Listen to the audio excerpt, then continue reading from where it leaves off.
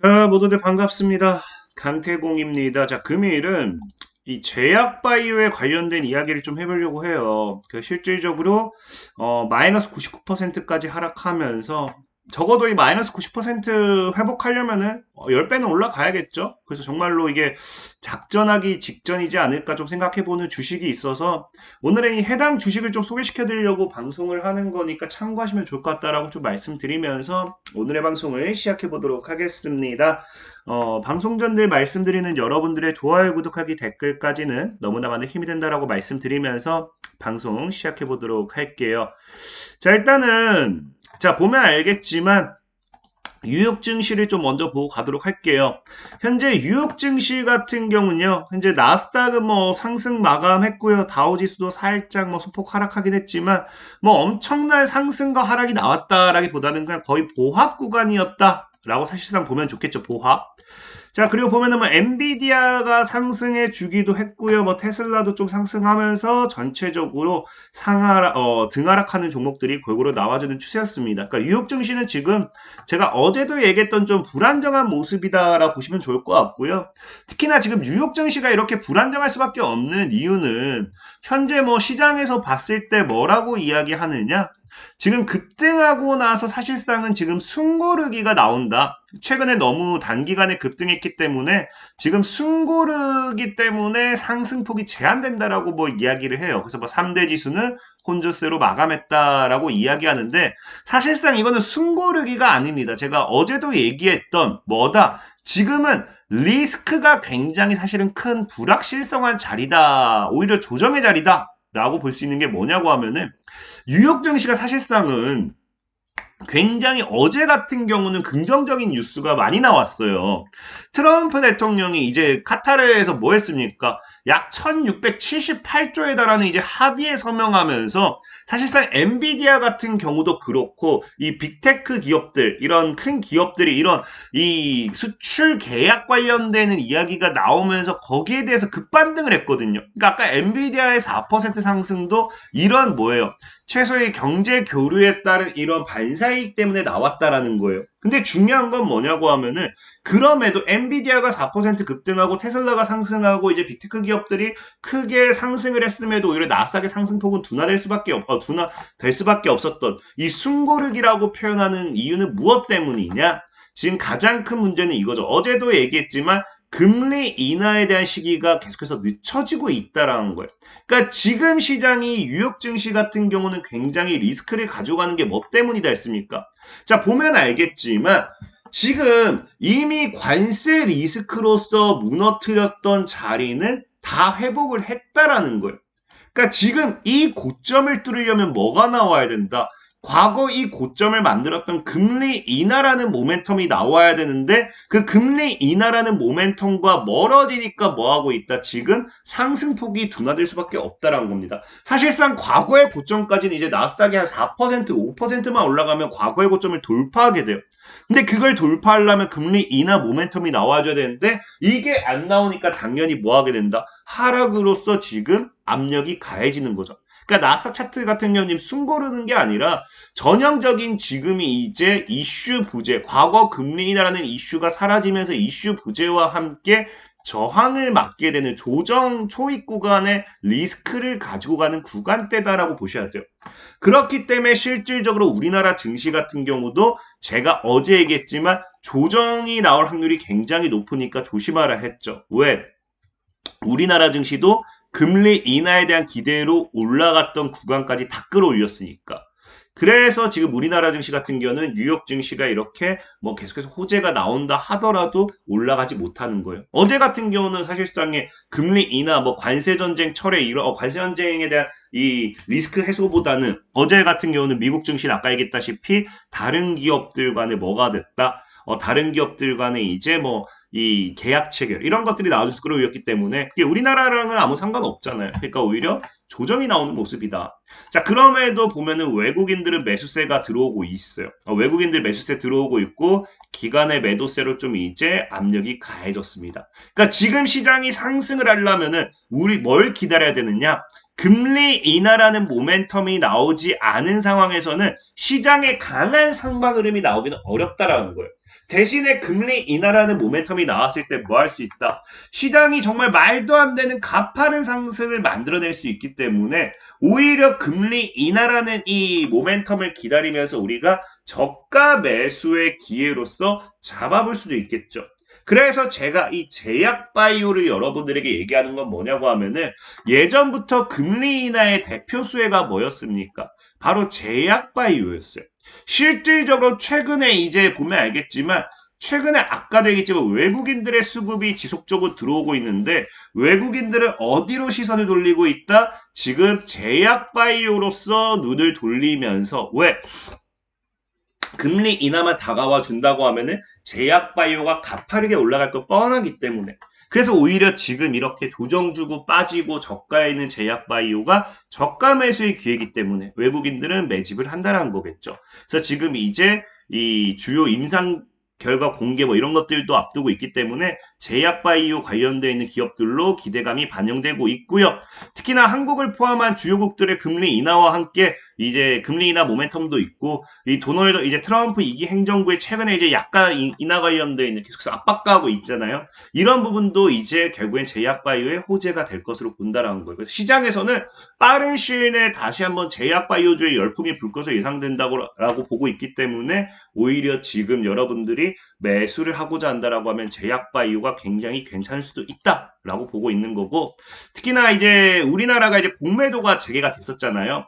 근데 지금 보면 알겠지만 이 제약바이오가 지금 사실상 공매도 재개되면서 집중 타깃이었거든요.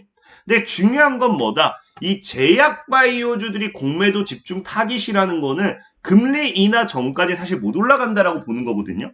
근데 금리 인하가 된다라고 하면 또 뭐가 있어요? 공매도를 했으면은 상환해야겠죠. 그럼 상환에 따른 또 뭐가 들어와요? 매수세가 들어오겠죠. 그렇기 때문에 오히려 공매도를 그대로 때려맞은 제약바이오가 당연히 이 금리 인하와 함께 플러스 상환 매수세와 함께 가파른 상승으로서 올라갈 확률이 높다라는 거고 실질적으로 이 제약바이오가 지금 상위 50개 종목 중에 공매도 순보유 잔고 상위 50 종목 중에 제약바이오가 이제 9개라고 할 정도로 뭐 겨우 9개 할 수도 있겠지만 굉장히 적은 약 20%가 되는 약 18%에서 20% 정도의 비율이 되는 절대 적은 비율이 아닙니다.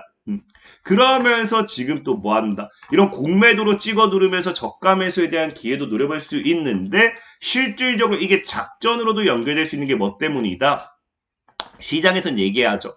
한창 긍정적인 분위기가 나오고 있는데 임상이라든지 이런 모멘텀들이 나와줘야 되는데 진행되고 있는데 이런 공매도를 통해서 뭐예요? 찍어 누르니까 성공 가능성이 작아 보이는 것처럼 보여서 투자자들에 대한 신뢰를 흔들어 버리면서 개인들이 턴다라는 거죠.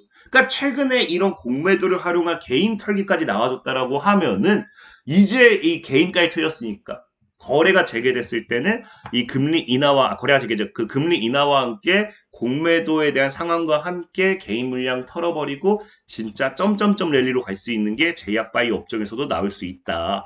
그래서 오늘은 종목을 이제 이런 이슈를 보고 소개하는 게 아니라 그냥 차트 보고 이런 종목을 사놓고 있으면 수익 볼 수밖에 없겠다 싶은 종목이 있어서 종목을 소개시켜 드리면서 좀 설명을 드릴게요.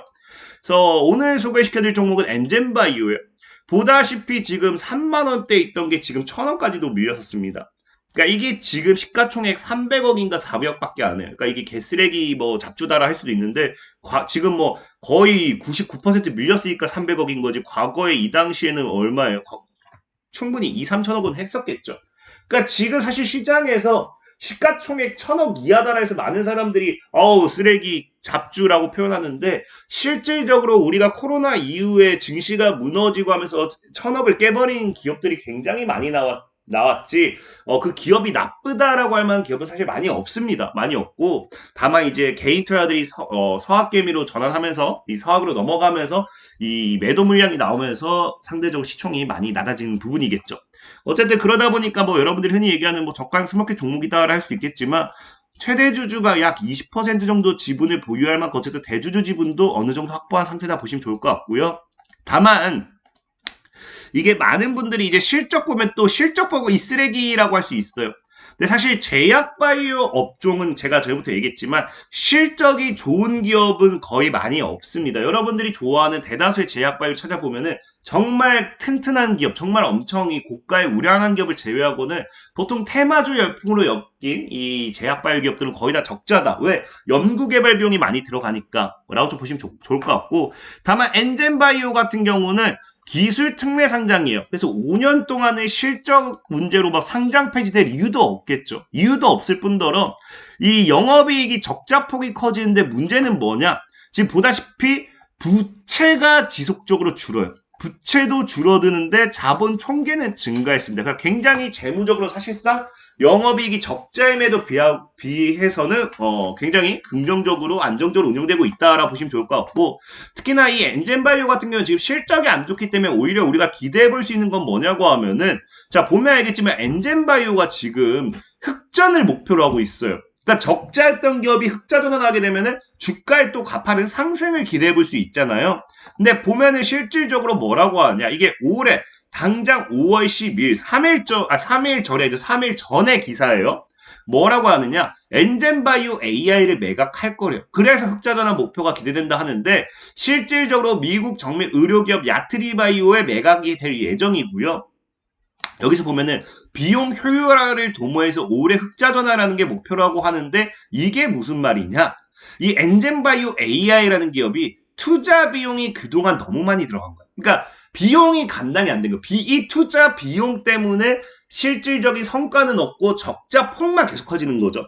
그래서 자산을 뭐 해가지고 기업을 야트리바이오에 양도하고 그 대가로 해당 기업의 지분을 취득하는 구조의 자산 양수 계약을 체결할 건데, 어쨌든 이 매각을 통해서 약 35억 원의 수주의 고정비 절감 효과를 기대하고 있으며, 이를 통해서 하반기, 그러니까 당장 상반기에는 어렵지만, 당장 상반기라 해봐야 이제 2개월 남았는데, 사실 5월도 이제 거의 다 중순이니까 6월까지면 거의 1개월 반 남았는데 어렵겠죠. 이제 하반기에는 흑전을 노릴 수 있을 것을 기대한다. 하반기에 흑자전환 이슈가 나오면은 또 가파르게 올라가겠죠. 특히나 이 기업이 흑전이 어찌 보면 또 이 엔젠바이오의 매각과 별개로 또 가능할 수도 있겠다 보는 게 뭐냐고 하면은, 최근에 이제 4월 달의 뉴스인데 해외 수주가 이제 해외 수주 국가가 2배가 증가했대요. 올해 실적이 굉장히 증가하는 거예요. 그래서 이미 기존 10개에서 20개로, 20개로 2배가량 이미 증가하고 있고, 그러다 보니까 올해 이미 전체적인 실적 흑전을 떠나서 분기부터 이미 영업 흑자 전환도 예상이 된다는 거예요. 그러면서 지금 뭐 중동, 지금 그 보다시피 아랍에미리트 뭐 펀드에 투자에 설립한 뭐 쭉쭉 해가지고 전략적 제휴 기반 유통계약을 체결하면서 중동 아프리카 쪽으로서 본격적으로 진출하기 시작했고요. 중남미 지역에도 처음으로서 차세대 염기설 분석 진단 제품을 공급하면서 진출했고요. 베트남뿐 아니라 폴란드와 우크라이나에서도 수주에 성공했습니다. 그래서 그러면서 뭐 우크라이나 시장에 국내 최초로 공급을 하게 되면서, 이게 사실 중요해요. 국내 최초잖아요, 우크라이나 시장이. 그럼 우크라이나가 지금도 하고 있는 게 러시아와 우크라이나 전쟁이겠죠. 그럼 이게 또 전쟁이 끝나면 종전 이슈가 따라오고 이제 재건 이슈가 따라올 때 우리나라 국내 최초로서 이 분석 솔루션을 제공한 기업이다 하면서 이 엔젠바이오라는 기업을 뭐로 엮을 수 있다. 우크라이나 재건 관련되어 있는 모멘텀으로 엮어서 크게 해버릴 수도 있겠죠. 특히나 이제 이거와 별개로도 이제 엔젠바이오는 이제 개인들이 제일 많이 좋아하는 제약바이오의 꽃이라 할 수 있는 또 뭐다? 항암 관련되어 있는 AI 관련 모멘텀으로 엮이죠. 그래서 C랩과 AI 기반 암 맞춤 치료 및 예측 플랫폼을 개발한다고 하면서 항암으로 이제 엮이고요. 그러면서 이런 이 실질적인 AI 실용화를 앞당기는 전환점이 될 것이다라고 하면서 AI, 그 의료 AI 관련되어 있는 반사익. 여러분들 최근에가 아니라 작년까지만 보면 뷰노라든지 루닛, 의료 AI, 항암 관련되는 모멘텀 크게 갔잖아요. 그런 이 부분으로 봤을 때도 충분히 큰 상승 흐름을 가져갈 수도 있다라는 겁니다. 특히나 엔젠바이오에 지금 여러분들이 제일 중요한, 제가 이게 왜 작업을 할 수도 있다라고 얘기하냐고 하면요, 공모가가 14,000원이에요. 14,000원. 보시면 아시겠지만 지금 1,000원이거든요. 보통 이 보호예수 물량은 이제 공모했을 때 보호예수 물량은 2년 뒤면 보통 이제 전부 해제가 됩니다. 2년 뒤. 16,000 밑에서 죄다 나락가 있죠. 그럼 최소 보태도 뭐 해야 돼요? 공모가까지는 올려야 이제 공모에 참여했던 애들이 탈출할 수 있습니다. 도망갈 수 있다고요. 그것도 어디에? 본전에. 최소 공모에 참여를, 최소 그 공모가까지 올려놔야. 그럼 지금 자리에서 16,000원까지 간다고 하면, 못해도 최저 대비해서는 이미 10배고요. 지금 자리에서 몇 배? 8배 정도가 되는 거예요. 그리고 얘네가 뭐 수익을 공모에 참여했던 애들이 우리는 소박하게 50%만 가져갈 거예요 하더라도 얼마가 됩니까? 한 24,000 정도가 돼요. 그러면 이 공모에 참여 애들이 자기 평단가보다 50%만 더 올려친다 하더라도 이미 지금 매수에도 10배 이상 올라갈 만한 게 엔젠바이오라는 거겠죠. 그래서 그런 관점에서 봤을 때 이런 이미 판은 다 깔려 있는 것 같아요. 아까 얘기했다시피 이 뭐 실적, 흑자 전환에 대한 모멘텀을 이미 깔아놨고요. 그 다음에 항암 AI 관련되어 있는 모멘텀도 깔아놨고요. 그러니까 매각 이슈도 뭐 깔아놨고 이런 것들 봤을 때 공모가에 물려있던 공모에 참여했던 물량이 탈출, 엑시트하기 위한 주가 상승 랠리를 만들 확률이 굉장히 높다. 그래서 엔젠바이오 같은 거 한번 눈여겨보면은 여러분들이 분명히 돈 벌 확률이 굉장히 더 높지 않을까 좀 말씀드리면서 오늘 방송 마무리하도록 하겠습니다. 자, 지금까지 강태공이었고요. 여러분들 좋아요, 구독하기, 댓글까지 너무나 많은 힘이 된다 말씀드리면서 자, 모두들 안녕!